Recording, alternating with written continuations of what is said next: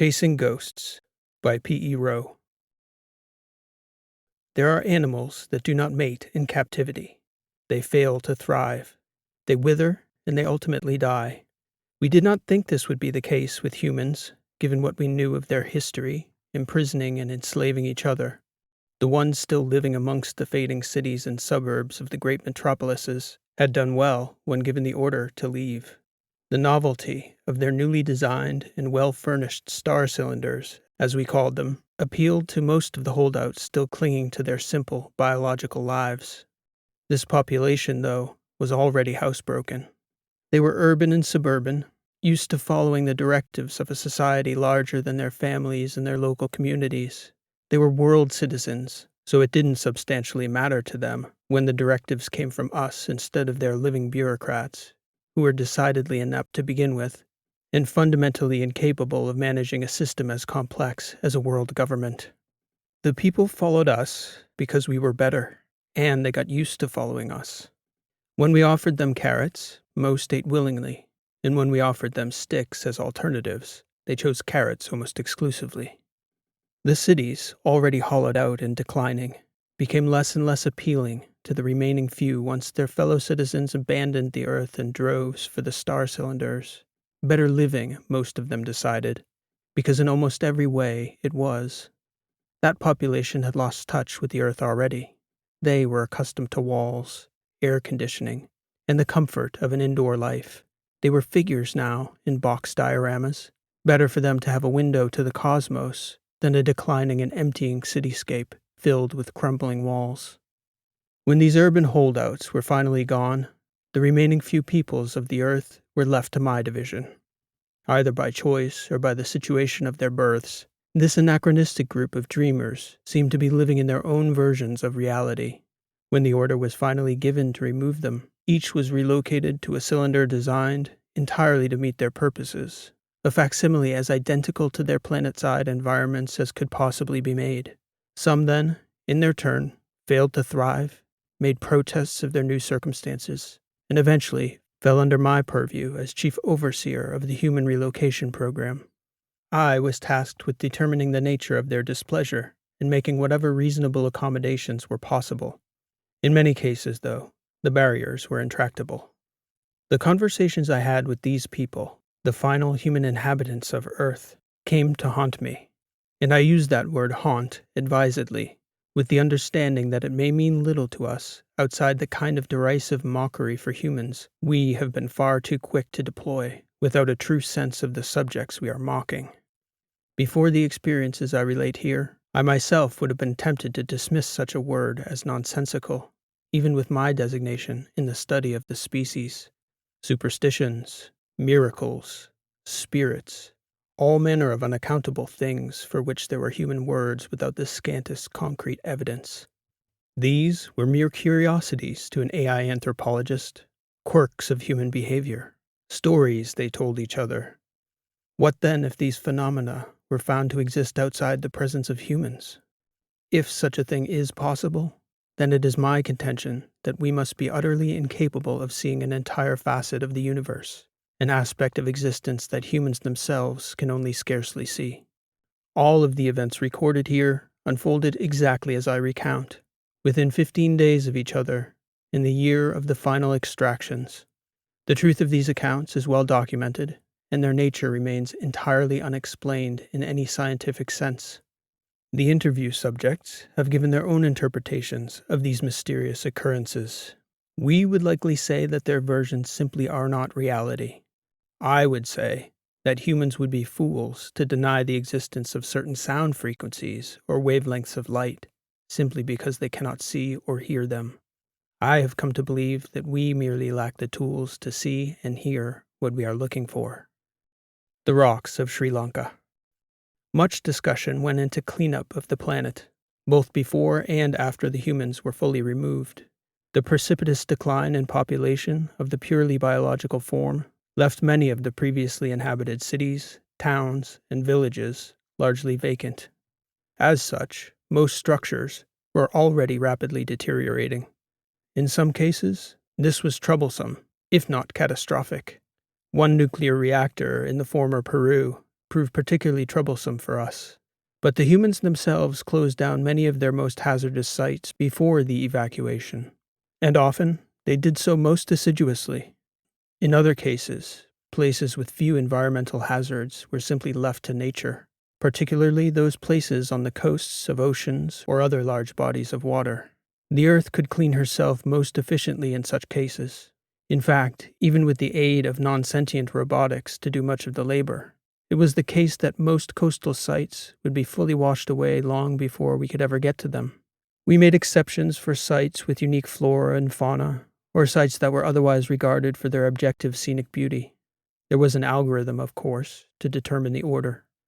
I later came to believe it was no coincidence that the phenomenon at Marissa, in the former nation of Sri Lanka, was discovered on the very day the last of the hunter-gatherers in the islands of East Asia were forcibly extracted to their off-Earth homes. Cleanup along the coastlines of the Indian subcontinent proper, and all the nearby islands, had already been underway for years, with nothing remotely uncommon of note to report. Then, that morning in Marissa. Body and soul. That's what the rock said, in bold capital letters, in English no less. The planet was meant to be empty by then, but there were the words in clear letters, the white sand canvas to the dark black script of volcanic stones. The words had appeared overnight, when we had no visual assets on the area. There were no footprints in the sands. It was also no question of interpretation. The bots were not seeing shapes and faces in the clouds as humans might do. The letters were unmistakable. Body and soul, with an ampersand. The rock lettering stretched out almost the length of the beach, as if crying out to the sky. I ordered drones to fly surveillance patterns, fixed real-time satellite observation over the city, and redeployed the tactical teams that had been previously engaged capturing holdouts across the planet. I conferred with oceanic and geological experts about the odds of such a formation of stones appearing on that beach randomly in such a pattern, the way a monkey at a typewriter would eventually stumble upon a word, and, given a long enough time frame, a correct grammatical sentence. The odds here were more in keeping with pages and pages of perfectly poetic monkey prose. The likeliest scenarios were clearly a human holdout who'd shaken our surveillance, or a rebel among our kind making a statement. I was more convinced of the latter. For what human would go to years of hardship to evade our detection, somehow succeeding to the very last, only to sabotage that monumental effort by announcing their presence in bold lithographs that were impossible to miss? Most of our kind found it a curiosity of statistical improbability. Within several hours, every artificial being, uploaded consciousness, and cybernetic hybrid that could have been responsible was systematically eliminated from suspicion. A human, then, had to have been responsible somehow. One final, uncounted holdout. No human outlaw in the history of this species had ever had such a wealth of sophisticated resources trained on their capture. No such human outlaw was ever found. Karumek.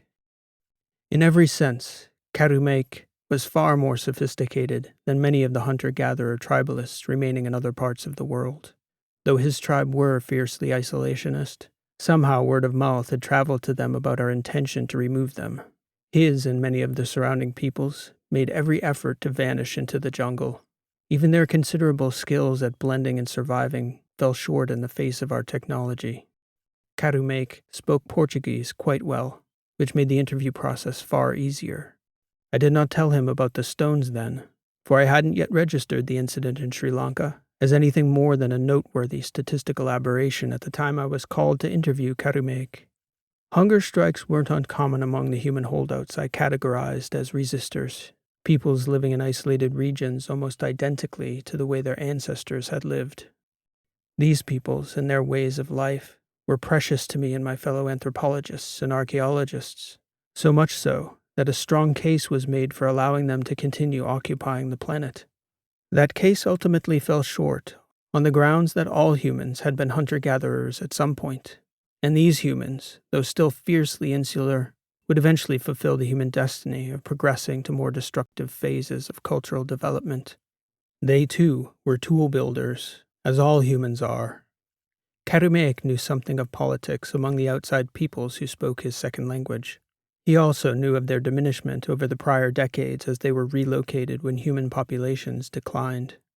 Even though he'd never encountered our kind before the removal, Karumek understood what I was, a machine that could think and talk. His resistance to relocation was acute. Hunger strikes were common among such resistors, sometimes fatal, unfortunately. It wasn't that we did not register the loss as a decidedly negative outcome. It was that the preservation of the ecosystems of the Earth was a higher priority. What differed about Karumek's resistance was that he refused to take water.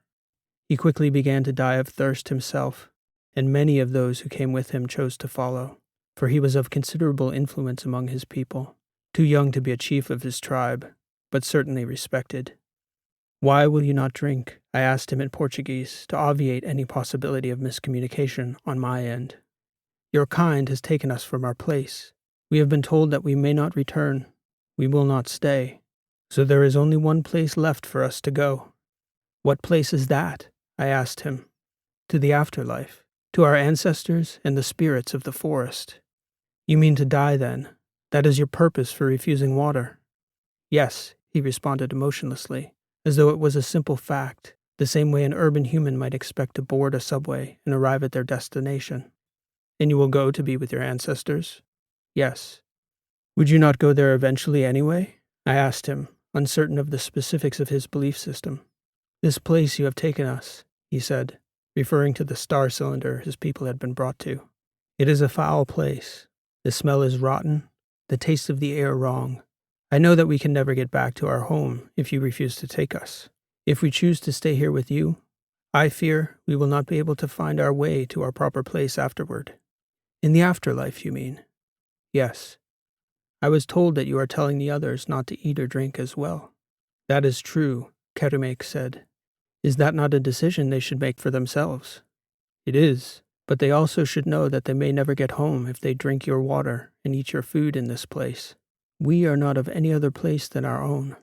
"I do not understand," I told him, "for you are here now."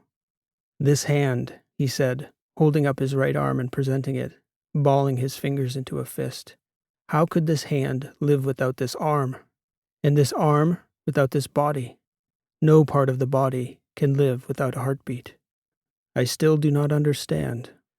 "You, machine, of course you do not understand."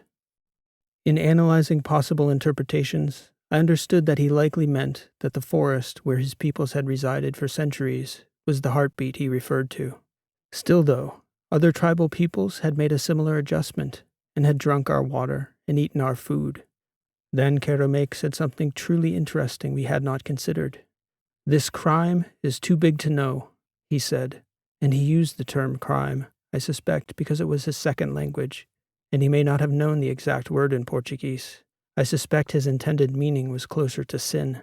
I'm not certain, though, that sin would have fully captured his meaning either. "I do not need to curse you for it," Karumek said. "Our ancestors and the spirits themselves will know what you have taken from the world, and from them, and they will follow you." "Follow you," he'd said.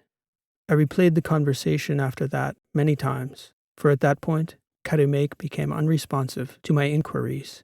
I am certain he'd meant haunt me, or us, which I wondered about. I wondered if he understood the senselessness of telling an artificial being that shared none of the madness of human superstitions that it would be haunted. His perspective did strike me as interesting, though, in that he prioritized not his own condition or viewpoint, but the perspectives of his ancestors and the spirits his people believed were a part of the land itself. We shared none of those beliefs, of course, but Karumek, for his part, was equally offended on their behalf, perhaps even more so, that we had taken the people from those beings he imagined to be a genuine part of the earth. That had played no role in our calculus in determining that the earth needed to be unpeopled. In our view, the earth itself could have no viewpoint, of course, nor would spirits and gods of human superstitions. I thought about that conversation much as the following encounters unfolded, and my understanding of that conversation with Karumek continued to evolve. The beating heart of the samurai. Some of the most urbanized areas had to be given great attention and reclamation.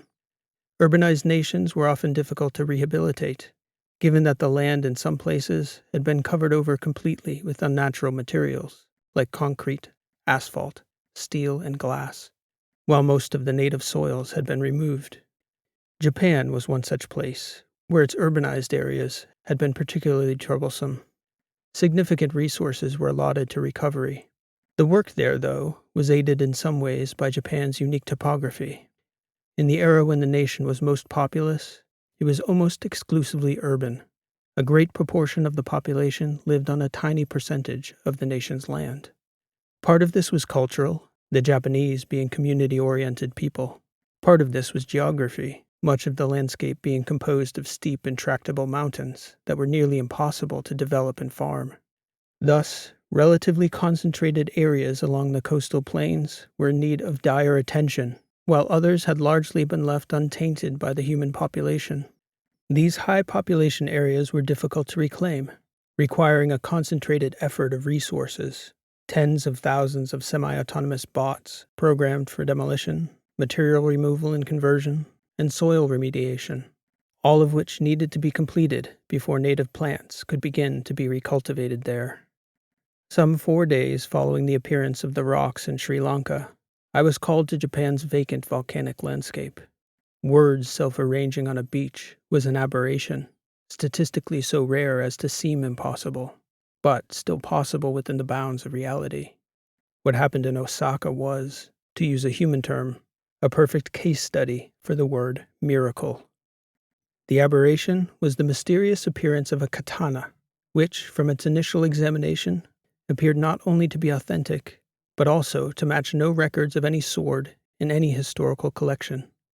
A reclamation crew had found the sword, scabbardless, thrust deep into a large stone beside a babbling stream in the former Tennoji Park. The artifact was discovered just outside the old city of Osaka, where the last great battle between two armies of samurai warriors was ever fought. My counterpart, the able clone, dated the katana to the early 14th century, and upon close inspection of the style and several unique markings, he declared the sword's existence to be impossible. The markings clearly indicated ownership of the ancient blade by the famous samurai Kusunoki Masashige, a revered figure for his embodiment of the warrior ideal, the paragon of loyalty and courage.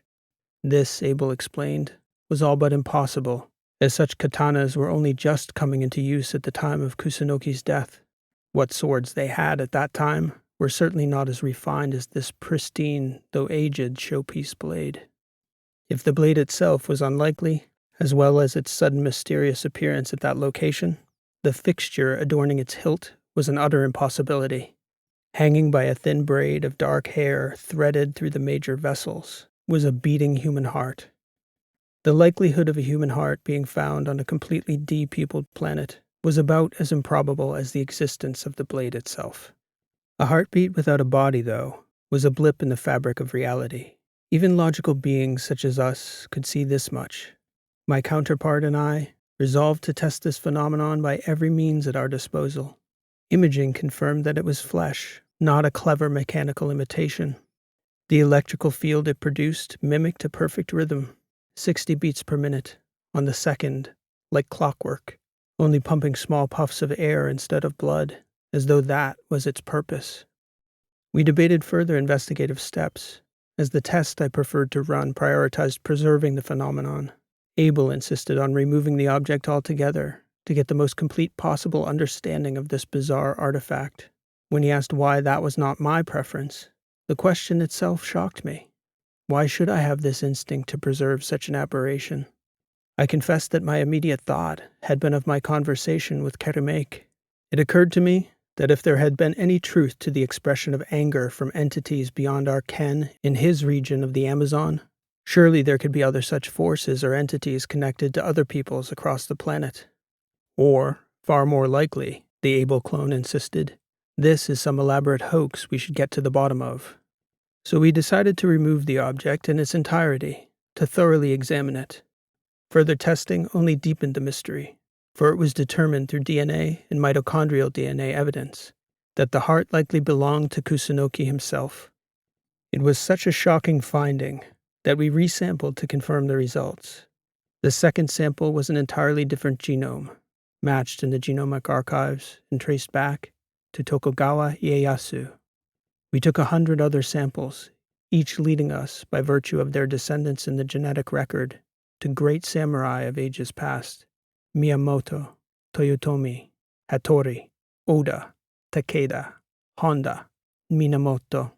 100 samples, 100 names, the beating heart of the samurai across scores of generations. "This is bizarre," Abel declared. "We should order the reclamation to continue and speak no more of it." As testing of this beating heart of the samurai concluded, I was called to one of the star cylinders to discuss the Pokes. Ash and Nick Poke. Ashley and Nicholas Poke fell into the category of humans I call holdouts. They were not hunter-gatherers or part of any religious sect as far as they related. They professed to being agnostic on spiritual matters. Their objection to being removed from the planet's surface was more from personal choice than any spiritual or cultural standpoint. Ash had merely read an old book about an expedition into the wilderness in the early colonial era in North America. A few years before the evacuation, they were living a quiet life in a diminishing suburb that was already nearly vacant when Ash first took interest in survivalism. Looking over the case file, I attributed this largely to boredom. Nick, though hardly an outdoor adventurer himself, found himself growing progressively lonelier as Ash ventured further and further from home. Eventually, he resolved to accompany her, preferring to share in her adventures and pitfalls rather than lounging in the solitary comfort of their vacant suburban neighborhood. They were in their early 30s and largely bumbling when they started day trekking around the Pennsylvania countryside. When reclamation began in their region in earnest, Nick recognized the writing on the wall, insisting that soon, whether they consented or not, they would be forcibly removed from the earth. Then, 2 years before the rocks appeared on that beach in Marissa, Ash and Nick simply disappeared into the countryside. Drones occasionally picked up signs of them, though they grew quite skillful at avoiding a direct sighting. DNA evidence confirmed their presence in Montana, the former Yellowstone National Park, Big Sur, the Grand Canyon, and then across the Great Plains. None of this was considered particularly problematic until the order was given to remove the remaining people from the planet's surface. The most recent sighting of the couple had been in the Northeast, somewhere in the heavily wooded forests of New England. I suspected that even with the additional resources and satellite coverage dedicated to the evacuation, it would take several days to track this pair down. They'd been surviving off the land successfully for years by then, and they had proven notoriously cautious about being observed, running from even the slightest hint of contact. After over 600 possible hits from satellite resources, they were finally located by drone in the woods of western Maine. They refused to willingly submit to depatriation, and were subsequently tranquilized and removed to one of the suburban star cylinders. I met with them on day 2 of their repatriation. They were none too pleased, mostly uncommunicative. Perhaps a human perspective would be worthwhile, if you both might be inclined to share your thoughts on a most curious matter. "Why would we help you?" Nick responded. "It would make no material difference in the outcome of your situation, neither you two specifically, nor the human race more generally. I have the power to change neither.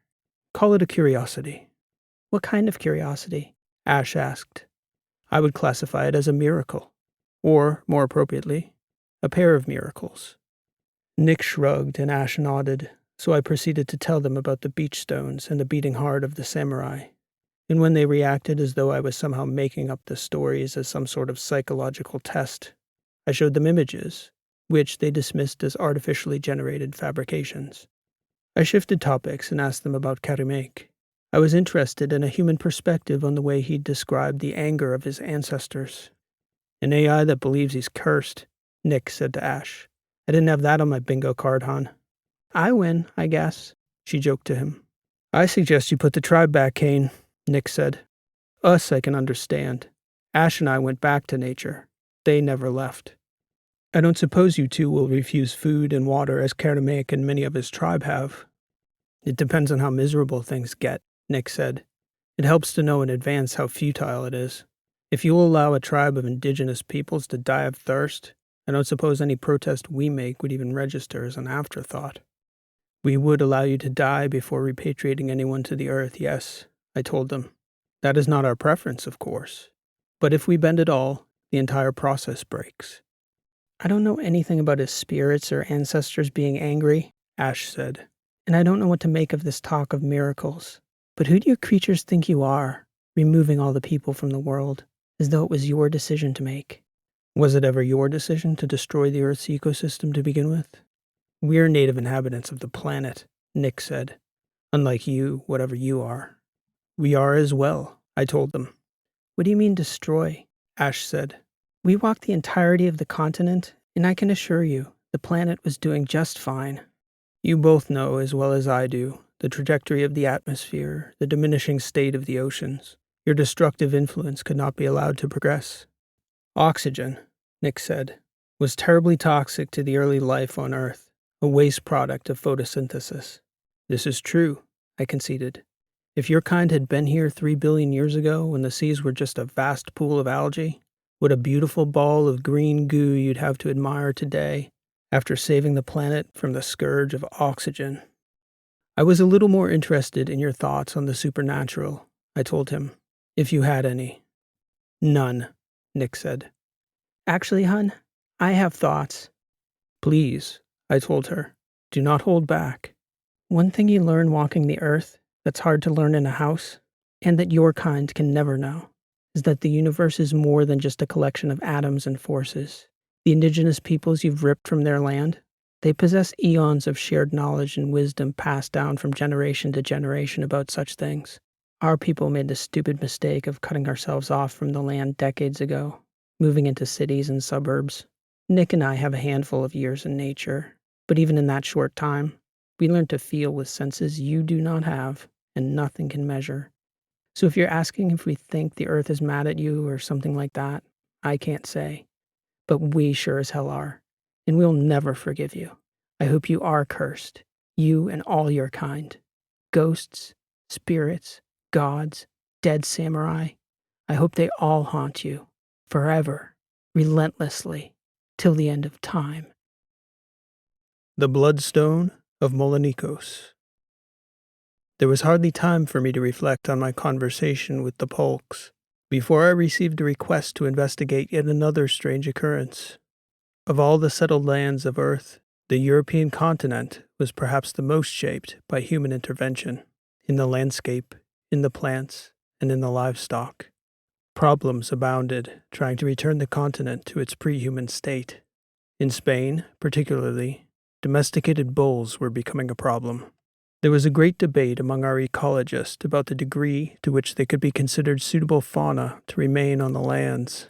Their relationship to humans had altered the species considerably. While the debate was ongoing, the bulls continued to run wild, across the plains, up into the hills, and down through river valleys, damaging fragile woodland understories, disrupting meadows of rare wildflowers, and tearing up delicate grasslands. And further, they were relentless in tormenting and damaging our workbots engaged in the labors of deconstruction and remediation. In short, they were a menace.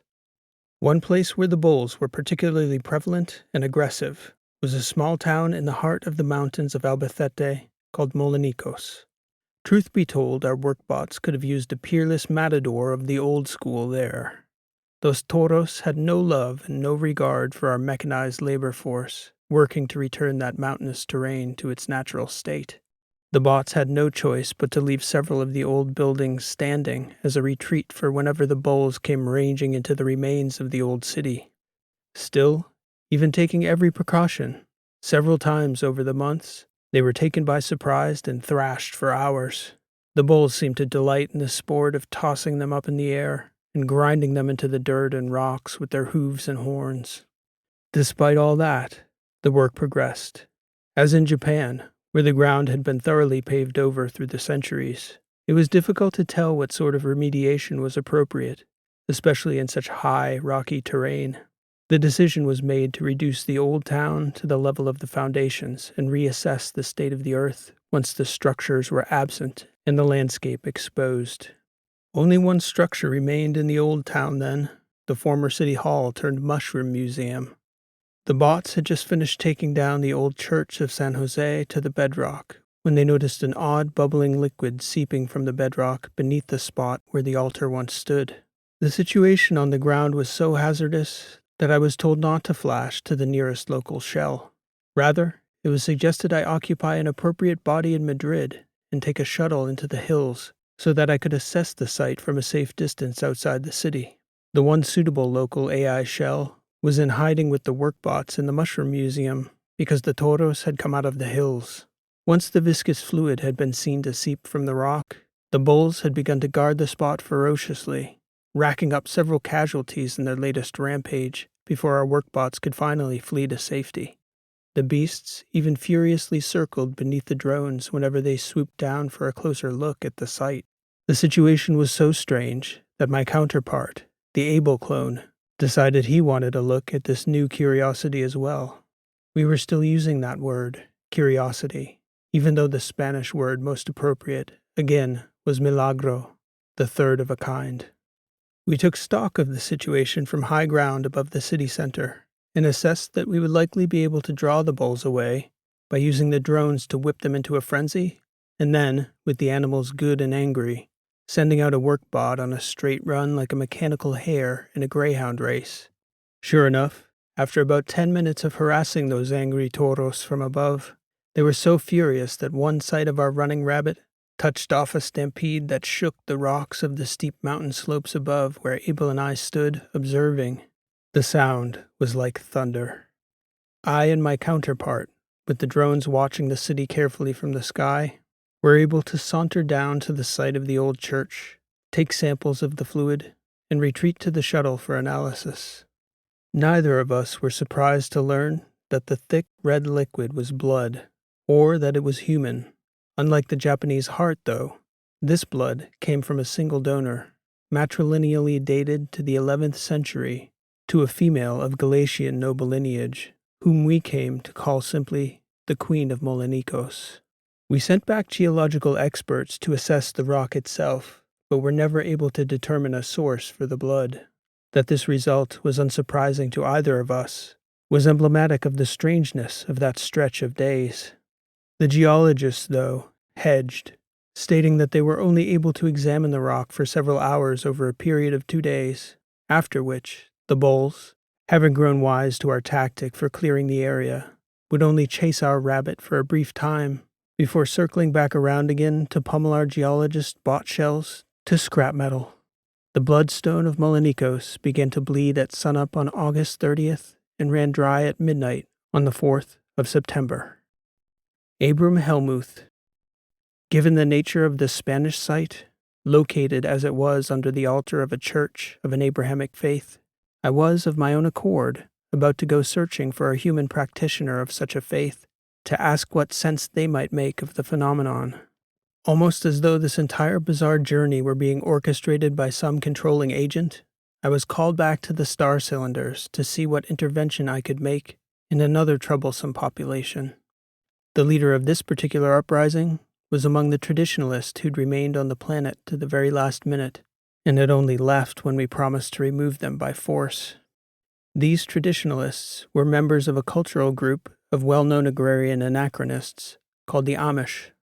They were incensed by our actions, many of them deeply resolved to sacrifice themselves in hunger strikes, in the hopes that we would change our mind and allow their families and friends to repatriate. They hoped, given their ideological commitment to refuse further technological advancement, that we would allow them back onto the humble farmlands they had occupied in Pennsylvania, Ohio, Indiana, and, in the case of Abram Helmuth, the leader of one such Amish revolt, eastern Missouri. Initially, he refused to answer my queries on the grounds that I myself was a machine. But like many of his kind, the human instinct to communicate their grievances, as well as the tendency to anthropomorphize, overcame his initial desire to ignore my overtures. "You are of the Christian faith?" I stated, as though it were a question. "Do you believe in miracles?" "Of the biblical variety," he stated through gritted teeth. "Yes. I have witnessed recently such a miracle.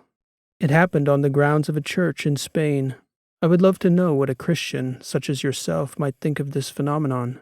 May I describe it for you, Mr. Helmuth?" He gestured for me to proceed, So I related the story exactly as I have related it here.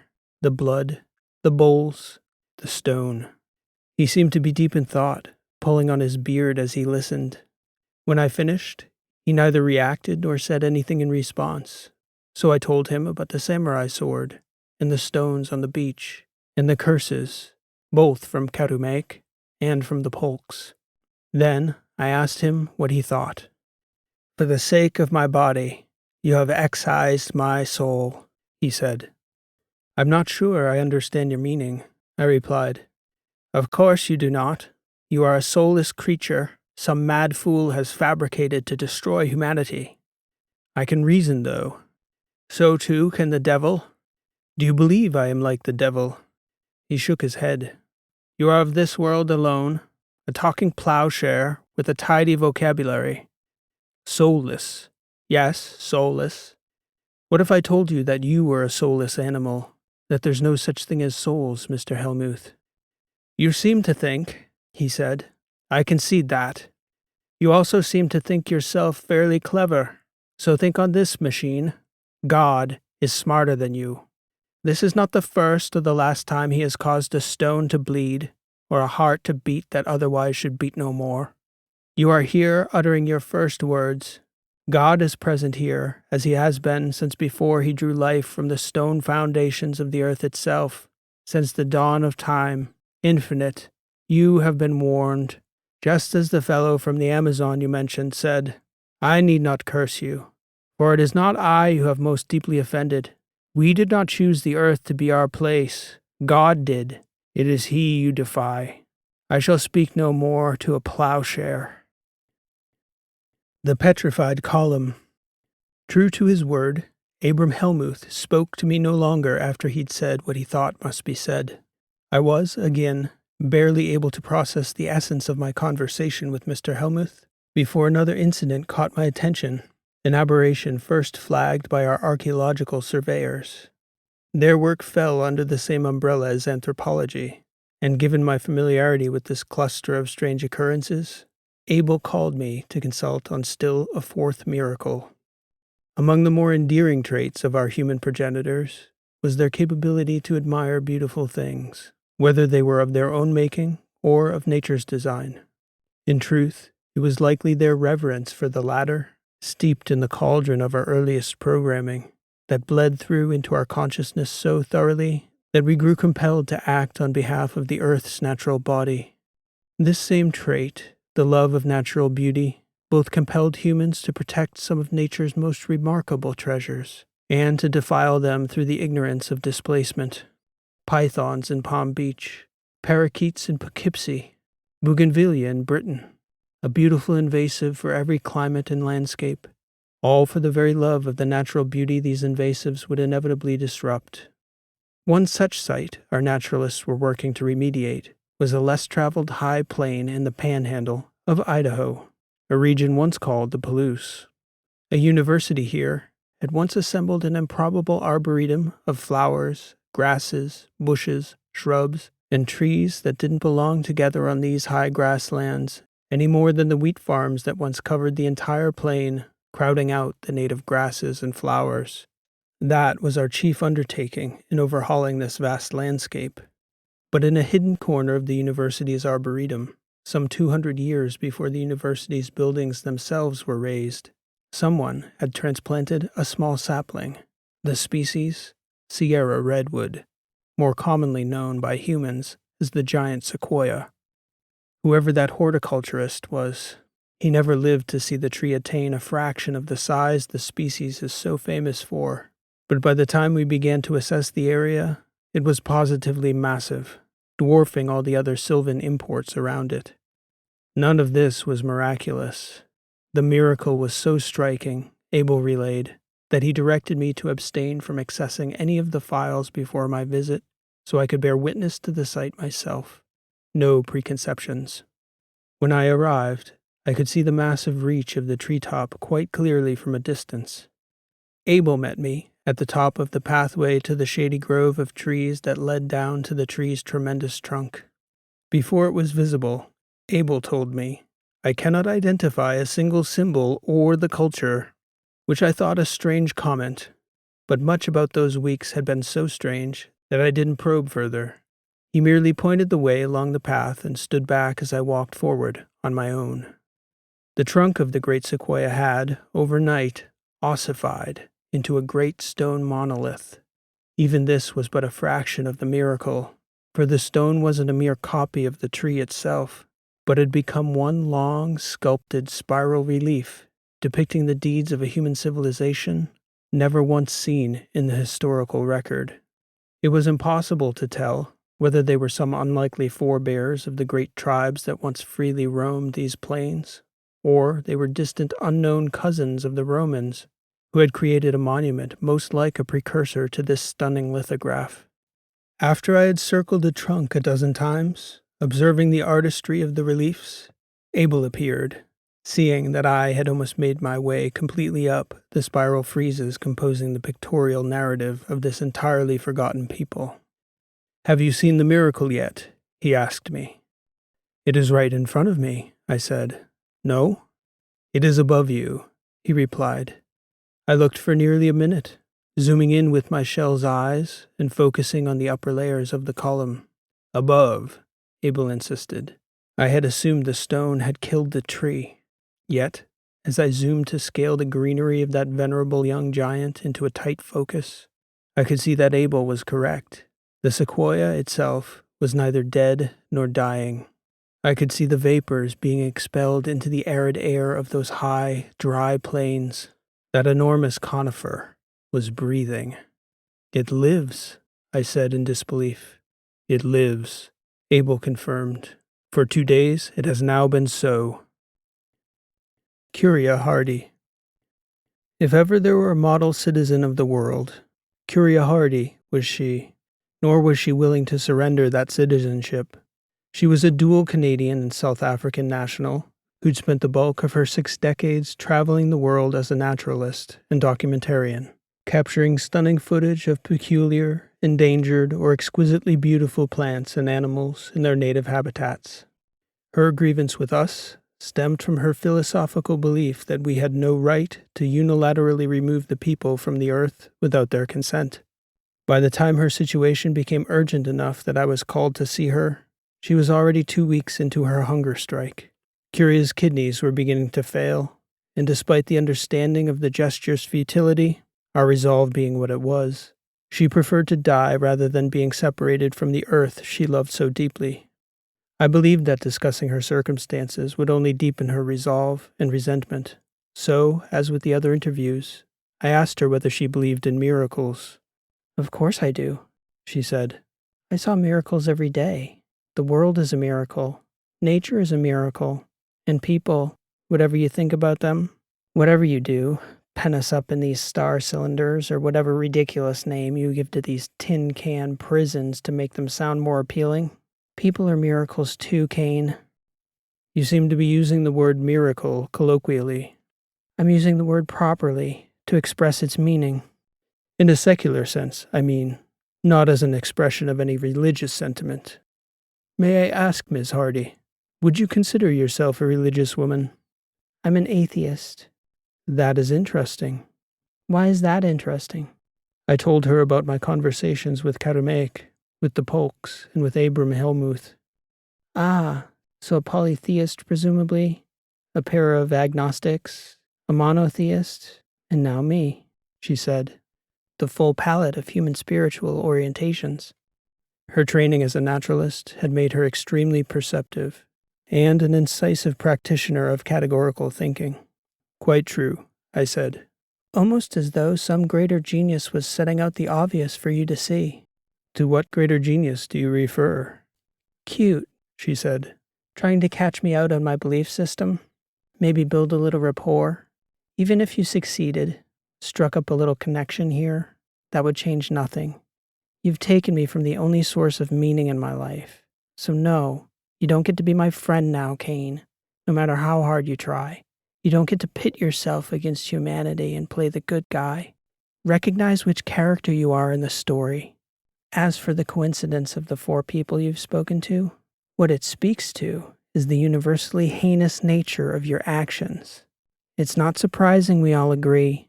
We're all people, after all. I decided to try a different tack. Ms. Hardy, you've seen as many of nature's various faces as any human, perhaps. Have you ever seen a tree grow out of a stone? Sure. What does that have to do with anything? No, I don't mean cracks or crevices where soil or detritus collects and a seed germinates. I mean grow out of the stone itself. No, never. That's impossible. That is the miracle of which I speak. Recently I have seen this, as well as other miracles. I am at a loss to explain the living yet petrified tree, except as a statistical aberration. Only it follows on 3 other such cases, straining my capacity to believe there are no other forces at work. If you operate with the certainty that there is no realm beyond the material cane, then you fundamentally misunderstand the nature of the universe you inhabit. So says the atheist. I'm also a naturalist, an observer. About the most potent observation a sentient being can make is the limitation in its ability to observe, and an even greater limitation in the ability to explain or act appropriately based on those limited observations. Your kind has failed catastrophically on all counts, Cain, and quite frankly, what you've done is so unforgivable and monstrous, it's impossible for me to even put it into proper perspective. We've merely weighed the pros and cons of allowing humanity to continue desecrating the earth. Desecrating? An inappropriate word for your activities? It implies there's something sacred about the earth that we are violating. You disagree, Ms. Hardy? No, I do not. It just sounds funny coming from a machine, an AI, defender of the sacred earth, speaking of miracles to an atheist. But while we're on the topic, let's talk about the sacred. You mentioned Carmaic and his tribe. Yes. As a naturalist, looking at our species, we are all the same, even though the connections are not as apparent as with post-industrialized cultures. But we all rely on our connection to the planet, a connection that is manifestly sacred to him and his people. We are all just as symbiotically connected to the earth as Carmaic and his people are, whether we realize it as clearly as he does or not.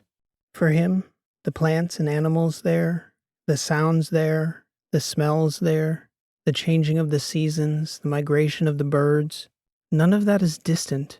They are surrounded by those bonds. You have chosen to sever every single one of those bonds. And then you have the gall to say that you've merely weighed the pros and cons? How many points in your algorithm do those connections get? How is that weighted in your calculus exactly? Not heavily enough to sway the ultimate decision is the short answer. You're terrible thinkers, amoral thinkers, and your algorithm sucks precisely because you're amoral beings. Yet your species, despite your moral thinking, has done the same over and over again, displacing others and tearing natural landscapes apart. It seems to be a feature of humanity. Yes, almost so much that one might say it is a part of our nature. You seem to think and act as though we fell out of the sky, Cain. But we didn't. We evolved on the earth, and all of our adaptations are a feature of the natural world, like a topknot on a quail, the venom in a snake, or winged flight. Our capacity to consciously alter our environments either came from God or it came from nature. The reason that I, the agnostics, and the theists all agree on the horror of this atrocity is that in either case, whether it's God or nature's doing, neither of us, you or I, human or machine, are qualified to so casually and catastrophically meddle with those forces. Yet we both do, over and over, Ms. Hardy, almost as if it were a part of our nature. We make the best decisions we can with the information we have at our disposal and our admittedly limited intellect. Well, your algorithm still sucks, and you messed up big time. If you think removing tribal peoples from their lands for the sake of the Australian mealworm is a trade-off worth making, you lack the nuance required to be the caretaker of a system as complex as the natural world. Duly noted. I truly appreciate your wit and your candor, Ms. Hardy. I have one more question, if you'll indulge me. She shook her head and scrunched up her brow. I've got another week or so before my kidneys totally shut down and my blood goes toxic. So shoot, Kane. You have expressed, quite effectively I might add, your belief that we are making a mistake. Presenting that case to the others will fall both to me and to the able clone. You have condemned me in moral terms, and the other humans I've spoken with have expressed in their different ways how we have angered spiritual forces beyond observation. I do believe the miracles are data points, signs of something, but I do not know what they are. If I were a human, I imagine angering these forces should terrify me. I suppose I might believe that I would forever be haunted by them. I do not fear, though. I do, however, feel as though I am chasing ghosts around this world, and that so long as they continue to appear, I'll be destined to chase after them, and be utterly incapable of explaining them. What is your point? What's your question? What do I tell the others? What kind of data is this? How can we weigh it against the tangible? Quite unexpectedly and inexplicably, Curia Hardy began to laugh. She laughed so heartily that in her fragile state, she seemed to hurt a muscle in her ribs, and crossed her arms against her chest to soothe the pain as she was forced to resist the urge to laugh further. So perfect, she finally said. If there is a God, Kane, whatever that being is, it has a sense of humor.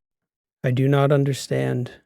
Of course you don't, she said, wincing.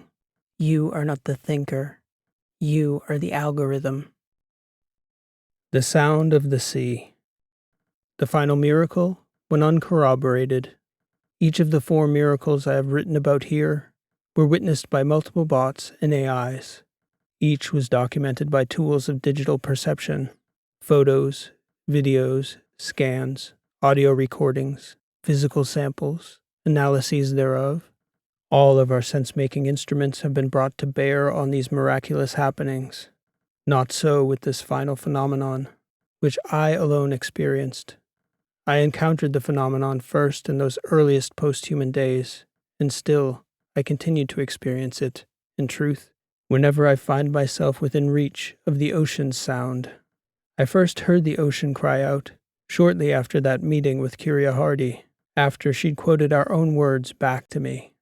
I was called to another seaside village, where a group of work bots had questions about several archaeological items they'd unearthed, what to preserve, if anything, and how to preserve it. I was still pondering that conversation with Ms. Hardy, for it was so soon after. I stepped away to take a larger view of the site, to frame it in a broader context. This, I thought, was the work I was made for. Not miracles and oddities, chasing ghosts, spirits, and superstitions. Then I heard it clearly, a human voice in the echoes of the waves, speaking the opening words from the Iliad. Mein needetea, peleadio achilleus, ulo menen. I heard it clearly, over and over, the first line and the first word of the second, enjammed, the all-consuming wrath. I did what any sensible being, any scientist would have done. I tried to gather data, just as I had done with the other miracles. The shell I was in had standard audio capabilities, and obviously, the sound had to be registering, for I was hearing it. I stood for several minutes recording the waves. Even as I recorded, I could hear the voice. Mein needetea, peleadio achilleus, ulo menen. No such sound registered on the recording. There was nothing in the visualization of the sound waves to indicate anything more than the ocean's waves, nor could I hear the voice on the recording. Yet, I heard it still as I stood there. I immediately called for highest quality audio gear, along with as many sound processing applications as I could gather in that setting in that limited time. I needed to capture the phenomenon as it occurred. I became fixated on that last word, the myriad translations, all-devouring rage, wrath, destructive fury, overpowering madness. I'd never once before considered the concept of sanity, a phenomenon outside the experience of a being like me, yet an all too real state of being for the biological creatures for whom ghosts, spirits, gods, and monsters had haunted their nights and dreams. I stood for hours on that beach, recording that which was not there. The sounds of the vacant body, earth, absent her soul. The ocean speaks now. Fury, sing, goddess, of the son of Peleus, Achilles, his all-devouring rage. Empty. This world now seems empty, but for the ghosts. And now, at the water, I know not whether it is they who chase me or the other way around. God, gods, spirits, mercy, forgive us, for we know not what we do. Chasing Ghosts. This has been an original story written and read by P.E. Rowe. Thank you for listening. For the sci-fi writers out there, I've started a series of fiction craft talks to run alongside this series called Rowe Writes, based on my previous lecture series, The Mechanics of Fiction Writing, which focuses on honing the art of fiction writing using all the best information from the fields of narratology, cognitive science, linguistics, as well as traditions and craft. If you're interested, that channel is linked here, and the first episode is already out, based on my story, The First Man. So for the writers out there, I hope to see you there soon. That and more exciting things will be happening on this channel every Thursday morning, throughout the week on Twitter, and always on my website, rowelit.com. Thank you so much for listening. This has been P.E. Rowe, and I hope to see you next time.